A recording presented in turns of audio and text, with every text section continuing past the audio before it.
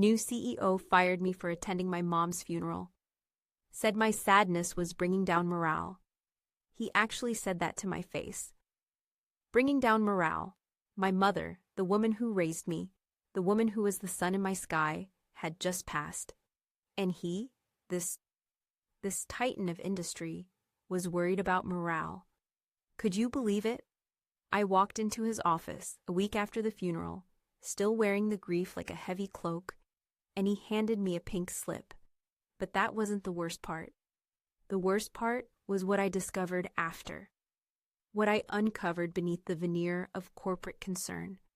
Was it just about morale, or was it something far more sinister? Stay tuned, because what happened?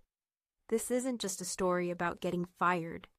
It's about betrayal, loyalty, and the shocking truth I found when I started digging. Trust me, you won't believe who was involved. The rain was drumming against the windows of the marketing office at Synergy Solutions.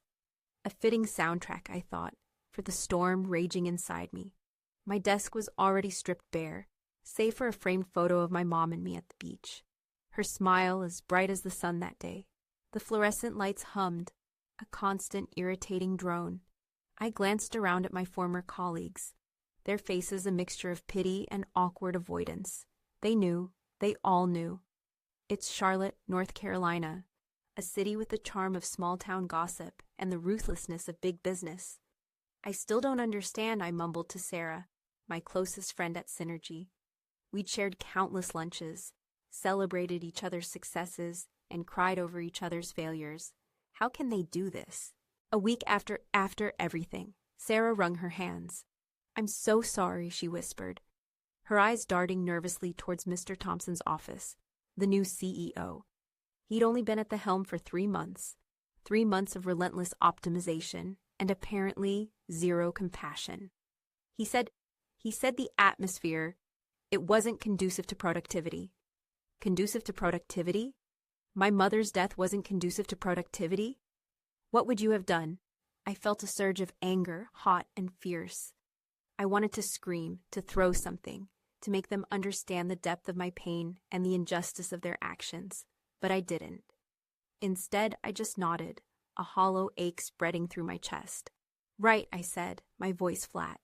Productivity. I picked up the framed photo, my fingers tracing the outline of my mother's face. Well, I guess I should be going. Sarah reached out and squeezed my hand. Don't give up, she said, her voice barely audible. Something's off. With him. I can't explain it. Off? What did she mean, off? Mr. Thompson was certainly ruthless, but I'd chalked it up to typical corporate behavior. Was there something more? As I walked out of the office, the rain seemed to intensify, mirroring the turmoil within me. I felt like I was drowning, not just in grief, but in disbelief and betrayal. I hailed a cab, giving the driver my address, a small apartment downtown that suddenly felt very empty. I spent most of my time curled up on the couch, staring at the TV, but not really seeing it. Friends called, offering condolences and support, but I couldn't bring myself to engage. The weight of my loss, compounded by the sting of being fired, was crushing. One evening, I decided to check my email. Sorting through the usual spam and promotional offers, I noticed a message from an unknown address with the subject line, Synergy Solutions, Important Information. Curiosity piqued, I clicked on it. The email was short and cryptic. Check the Disaster Relief Fund records. Look for Hurricane Zeta allocations. Follow the money. Disaster Relief Fund? Hurricane Zeta. Synergy Solutions wasn't involved in any disaster relief. We were a marketing firm. Why would they be allocating funds for hurricane victims? And who sent this email? I felt a shiver run down my spine. Could this be connected to my firing? Was Mr. Thompson hiding something? I decided to investigate. But where do I even begin? My first thought was Sarah. She was the only one who had hinted at anything amiss. I decided to call her. The phone rang 4 times before she answered, her voice hesitant. Hey, I said, trying to sound casual. Just checking in. How are things at the office? Things are Busy, she replied, her voice strained. Mr. Thompson is cracking down on everything. Long hours, mandatory overtime. Listen, I said, lowering my voice. I got a weird email about disaster relief funds and Hurricane Zeta. Do you know anything about that? There was a long pause. I could practically feel her hesitation through the phone. I can't talk about it on the phone, she. Meet me tomorrow, the Coffee Bean on Tryon Street, 10 a.m. sharp. I agreed, a sense of unease settling in my stomach. What was so sensitive that she couldn't even discuss it over the phone? What had Mr. Thompson gotten himself, and possibly the company, into? And why did Sarah sound so scared? The cafe was buzzing with activity, the aroma of coffee filling the air. I watched as Sarah hurried through the door, her face pale and drawn. Thanks for meeting me, I said as she sat down, offering her a weak smile. Thanks for listening, she said, her voice trembling. This is really bad. She leaned closer, her eyes darting around the cafe as if she expected someone to be listening. Remember that disaster relief campaign we did last year? The one for the victims of Hurricane Zeta? I nodded. Yeah, vaguely. We did some social media promotion, helped raise awareness, that sort of thing. Well, Sarah said, her voice barely a whisper. Apparently, Synergy Solutions received a substantial amount of money to help with the relief efforts. Okay, I said, feeling a growing sense of dread. But the money never made it to the victims, she continued. It just disappeared. Disappeared? What do you mean, disappeared? Mr. Thompson has been siphoning money from disaster relief for months. I saw the records. I found the accounts. She wrung her hands again, her knuckles white. He's funneling it into offshore accounts under fake names. My mind reeled. This was huge. This was criminal. And it was happening at my former company. But why? I asked. Why would he do something like that? I don't know, Sarah said, shaking her head. But I think it has something to do with the company's finances. They haven't been doing well. He said that disaster was making our company fail, and he wouldn't let us go out like that. I don't know. Maybe he was trying to cover something up. And you're sure about this? Sarah nodded, her eyes filled with fear. I saw the documents. I saw the transfers. It's all there. But why didn't you say anything before? She hesitated, her gaze dropping to her lap. I couldn't. My dad works here. He's known Mr. Thompson for years. He wouldn't believe me, and it could cost him his job. My blood ran cold. Her dad worked at Synergy Solutions, and he was friends with Mr. Thompson. This was getting more complicated by the minute. What do we do? She asked, my voice barely a whisper. Sarah looked at me, her eyes pleading. I don't know, she said. But we have to do something. People need help. This money, it's meant for them. I thought about my mother, about her unwavering sense of justice, her belief in doing what was right, no matter the cost. I knew what I had to do. We expose him, I said, my voice firm. We go to the authorities. We tell them everything. Sarah's eyes widened in horror. But my dad! I know, I said, placing a hand on hers. But we can't let him get away with this. People are suffering because of his greed. We have to do what's right. I left the cafe, a new sense of purpose filling me. I knew it wouldn't be easy. I knew there would be repercussions. But I couldn't stand by and let Mr. Thompson steal from people in need, all while hiding behind a veil of corporate respectability. That evening, I started gathering evidence. I contacted a lawyer, explaining the situation and providing him with the email I had received. He advised me to collect as much information as possible before going to the authorities.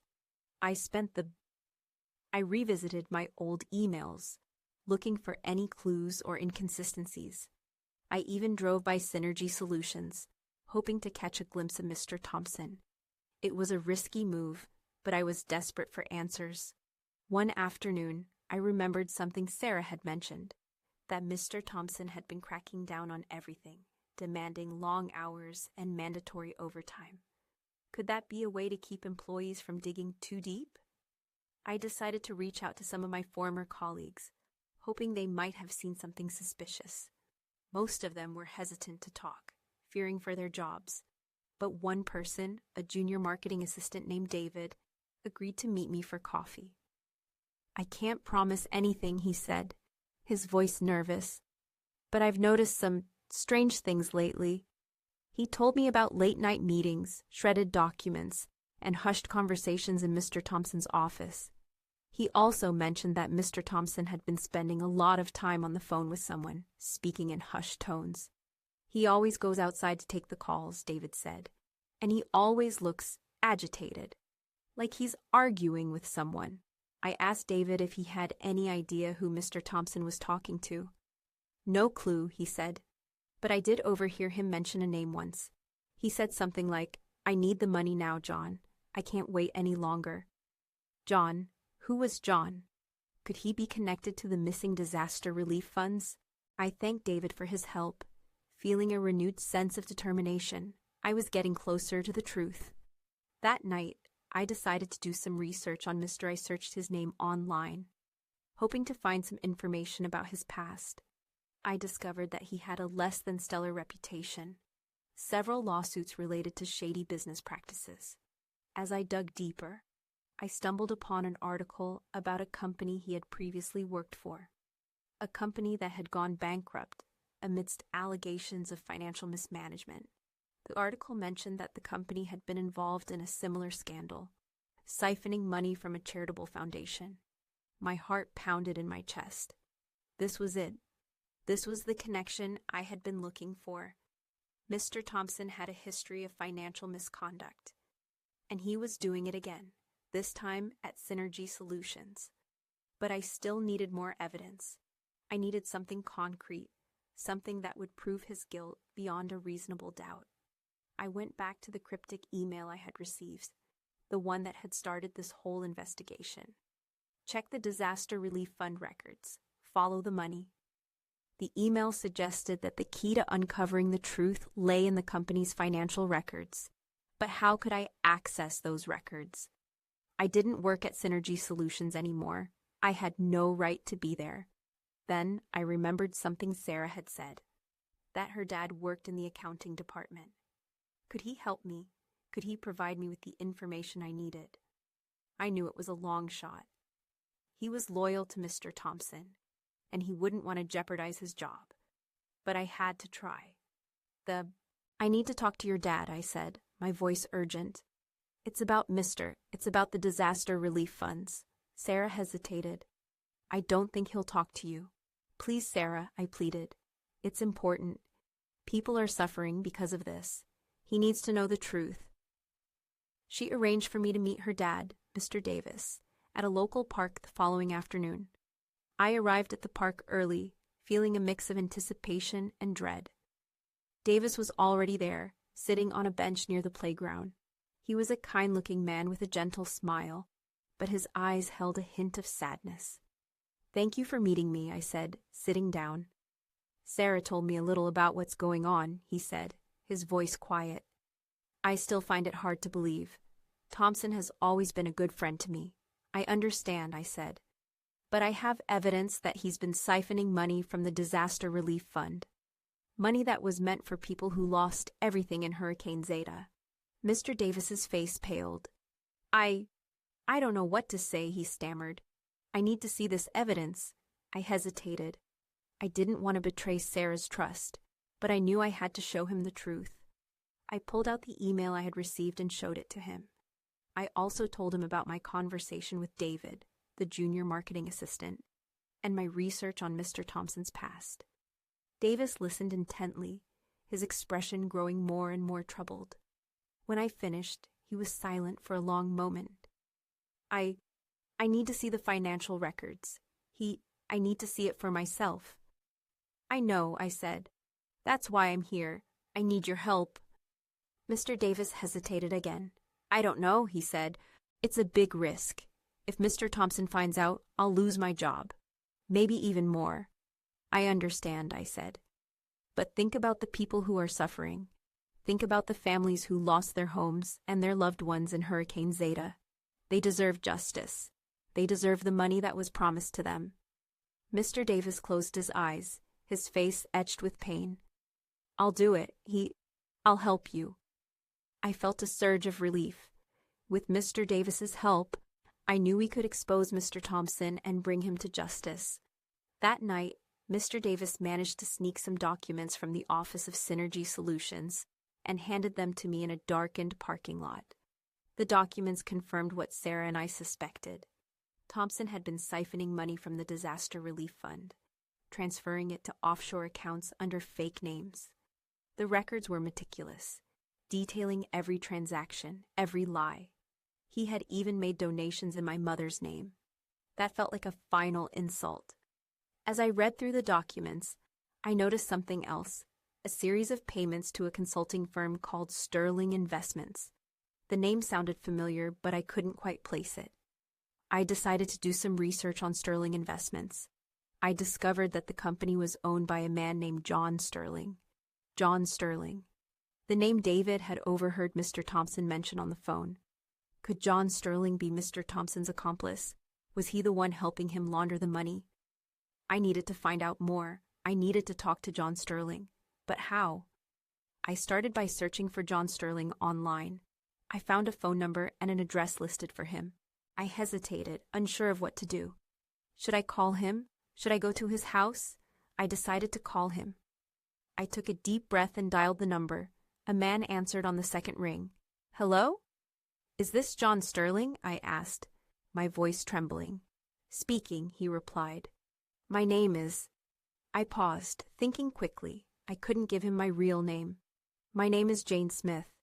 I'm calling about Mr. from Synergy Solutions. There was a long pause. What about him? Sterling. I know about the disaster relief funds, I said, my voice barely a whisper. I know about the offshore accounts. I know about everything. Sterling hung up. My heart sank. I had blown it. I had given myself away. I waited, expecting Mr. Thompson to call me, to threaten me, but nothing happened. The subject line read, Meet me, urgent. The email contained a single sentence. Meet me at the old warehouse on Oak Street. Midnight. Come alone. It was a trap. I knew it was a trap, but I had to go. I had to find out what Sterling wanted. That night, I drove to the old warehouse on Oak Street. The area was deserted, the streets dimly lit. The warehouse was a hulking, dilapidated structure, its windows boarded up. I parked my car a few blocks away and walked the rest of the way, my heart pounding in my chest. As I approached the warehouse, I saw a figure standing in the shadows. It was John Sterling. You shouldn't have come, he said, his voice cold. I want to know the truth, I said, my voice trembling. I want to know why you're helping Mr. Thompson steal from people in need. Sterling laughed. You're a fool, he said. You think you can stop us. You think you can change anything? I have to try, I said. I can't let you get away with this. Sterling stepped closer, his eyes glinting in the darkness. You're making a mistake, he said. You should have stayed out of this. Suddenly, a figure emerged from the shadows behind Sterling. It was Mr. I was hoping you'd show up, he said, his voice smug. I knew you wouldn't be able to resist. My heart sank. I had been played. I had walked right into their trap. What do you want? I asked, my voice barely audible. I want you to disappear, Mr. Thompson said. I want you to forget about all of this. I want you to go away and never come back. I can't do that, I said. I can't let you get away with what you've done. Mr. Thompson sighed. I was hoping you'd say that, he said. Sterling, take care of her. Sterling stepped forward, his face expressionless. I knew what was coming. I closed my eyes, bracing myself for the worst. But then, something unexpected happened. Sterling hesitated. He looked at me, then at Mr. His face was etched with conflict. I can't do it, he said, his voice barely audible. I can't hurt her. Mr. Thompson's face turned red with anger. What are you saying? He demanded. You're betraying me? I'm not betraying you, Sterling said. I'm betraying myself. I can't live with this anymore. I can't be a part of this. He turned to me, his eyes filled with remorse. I'm sorry, he said. I'm so sorry, then. He turned and walked away. Disappearing into the darkness, Thompson stared after him, his face a mask of fury. You'll regret this, he shouted. You'll both regret this. He turned back to me, his eyes filled with rage. Now what am I going to do with you? He approached me slowly, his hand reaching into his pocket. I braced myself, fearing for my life. But then, sirens wailed in the distance. Police cars appeared, their lights flashing, surrounding the warehouse. Thompson's face turned ashen. He knew he was caught. The police officers stormed the warehouse, apprehending Mr. Thompson and taking him into custody. I stood there, shaking, as the reality of what had just happened sank in. I had done it. I had exposed Mr. Thompson and brought him to justice. But it had come at a cost. The Synergy Solutions CEO arrested for embezzling disaster relief funds. The scandal rocked the company, and its reputation was forever tarnished. Sarah's dad, Mr. Davis, was hailed as a hero for his role in exposing Mr. Thompson's crimes. But he also lost his job. Sarah was devastated, but she knew they had done the right thing. As for me, I was jobless, grieving, and emotionally drained. But I was also filled with a sense of purpose and satisfaction. I had stood up for what was right, and I had made a difference. But what about Sarah's dad? He had lost everything. He had risked his career, his reputation, everything to help me. And for what? I decided to do something about it. I started a crowdfunding campaign to help Mr. Davis get back on his feet. I told his story, explaining his courage and his selflessness. The campaign went viral. People from all over the world donated to help Mr. Davis. Within days, we had raised enough money to cover his living expenses and help him start a new business. Davis was overwhelmed with gratitude. He couldn't believe that so many people cared about him. As for Sarah, she was offered a new job at a different company, a company that valued integrity and compassion. And me? I received several job offers, all thanks to my role in exposing Mr. I chose to accept a position at a nonprofit organization, a company that dedicated their time to hurricane victim relief. I felt like I was using my skills and experience to make a positive impact on the world. A few months later, Mr. Thompson was sentenced to 10 years in prison for fraud and embezzlement. Justice had been served. And as I stood there, watching the news report on the sentencing, I realized that I had learned a valuable lesson. That even in the darkest of times, even when faced with betrayal and loss, it is always possible to find strength and courage. That even when it seems like the world is against you, there are always people who care, people who are willing to help, and that even when you lose everything, you can always rebuild, stronger and more resilient than before. It had been a long and difficult journey, filled with pain, loss, and betrayal. But in the end, I had found my way. I had found my purpose, and I had found my strength. Now, years later, I am happy, fulfilled, and grateful for everything I have. I never forgot my mother, and I never forgot the lessons she taught me. And I never forgot the importance of standing up for what is right, no matter the cost. But the story doesn't end there. About 2 years ago, Sarah called me up late one night, asking if we could meet.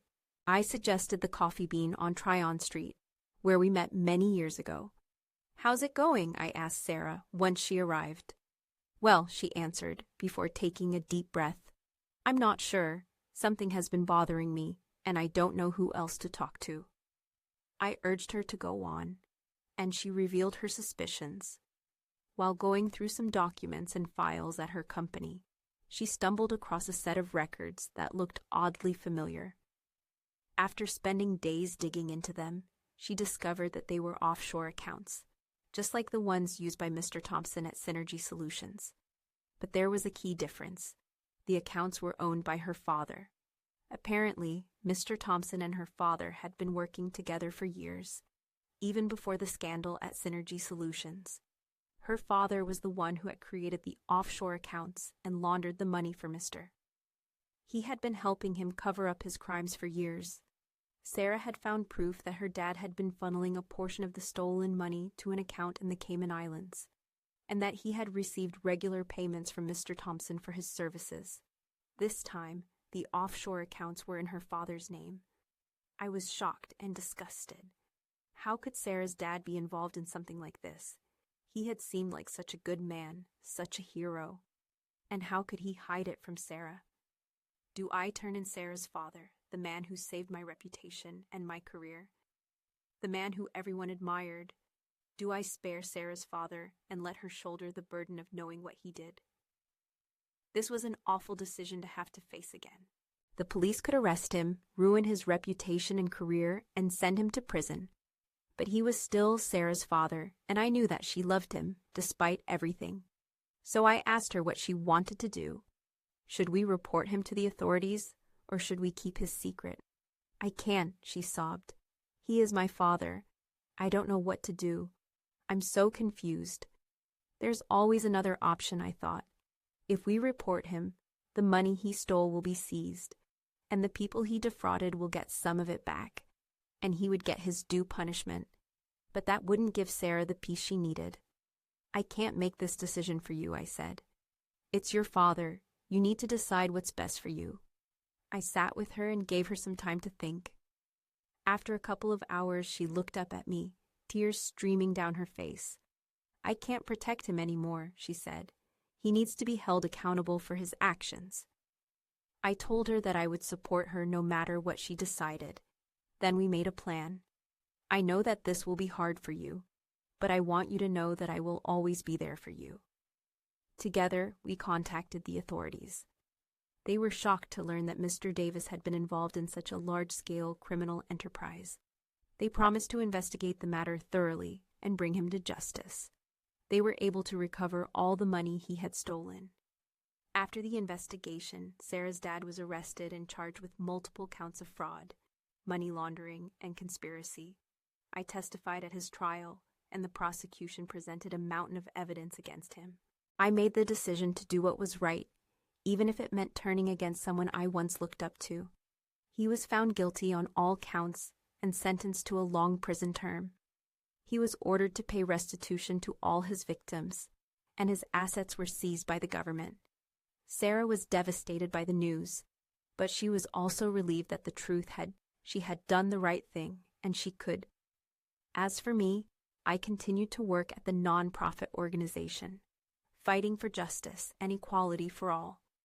I was proud of the work I was doing, and I was grateful for the opportunity to make a difference in the world. The experience with Sarah's father had taught me a valuable lesson, that even the people we admire the most are not always who they seem, and that we must always be willing to stand up for what is right, even when it is difficult. What a horrible ordeal to face, but what do you think? What would you have done in my shoes? Could you have turned in Sarah's dad? Could you have forgiven him? Tell me what you'd choose. Like and subscribe for more stories. The weight on Sarah's shoulders after her father's sentencing was immense. She tried to put on a brave face, but I could see the pain etched in her eyes. She was ostracized, isolated. She had lost her father, her reputation, everything.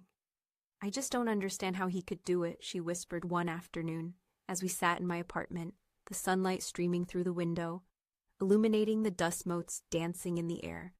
How could he betray us like that? I wrapped my arm around her, offering her a comforting squeeze. I know it's hard, I said, but you did the right thing. You chose integrity over family. That takes incredible strength. But what about him, she asked, her voice breaking. He's going to spend the rest of his life in prison. And it's all my fault. It's not your fault, I insisted. He made his choices. He chose to break the law, to hurt innocent people. You just held him accountable.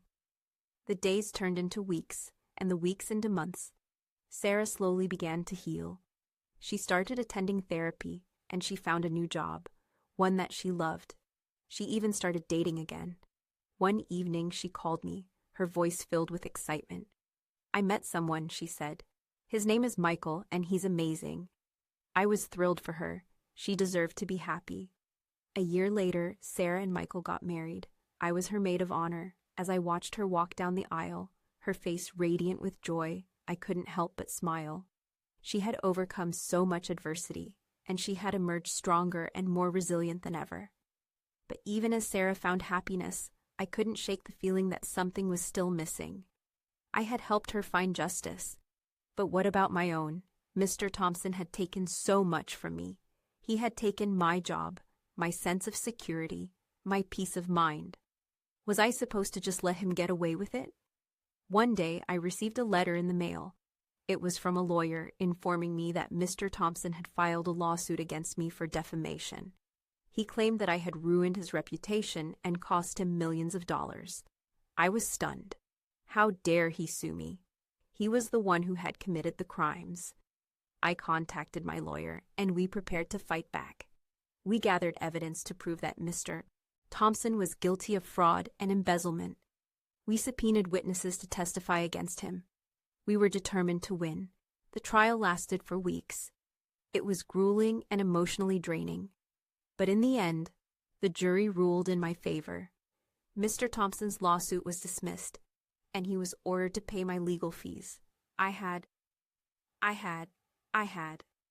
started a new job, one that I loved. I made new friends. I traveled the world. I lived my life to the fullest. But even as I found happiness, I couldn't forget about my mother. She had always been my guiding light, my source of strength and inspiration. I missed her every day. One day, I decided to visit her grave. I stood there for a long time, talking to her, telling her about everything that had happened. I told her about Mr. Thompson, about Sarah, about my new job, about my new life. As I stood there, the sun shining down on my face, I felt a sense of peace wash over me. I knew that she was proud of me. I knew that she was watching over me. I left the cemetery feeling lighter than I had in years. I had. And as I walked away, I knew that my mother would always be with me, in my heart, in my memories, in everything I did. I got a call from an old colleague, Mark. "Hey, remember that consulting firm, Sterling Investments?" My heart skipped a beat. "Yeah, what about them?" "Well, apparently, they're under investigation for tax evasion," Mark said. "And guess who's involved? John Sterling." My mind raced. John Sterling, Mr. Thompson's accomplice. The one who had almost hurt me. Could this be the closure I needed? "What kind of tax evasion?" I asked. "Massive," Mark replied. "We're talking millions of dollars, hidden offshore accounts, the whole 9 yards. Apparently, he's been running this scheme for years." "Do they have enough evidence to convict him?"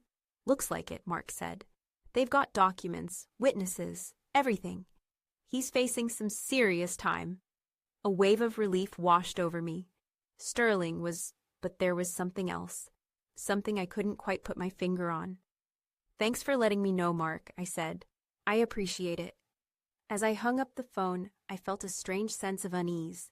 Something about this situation didn't feel right. I decided to do some digging.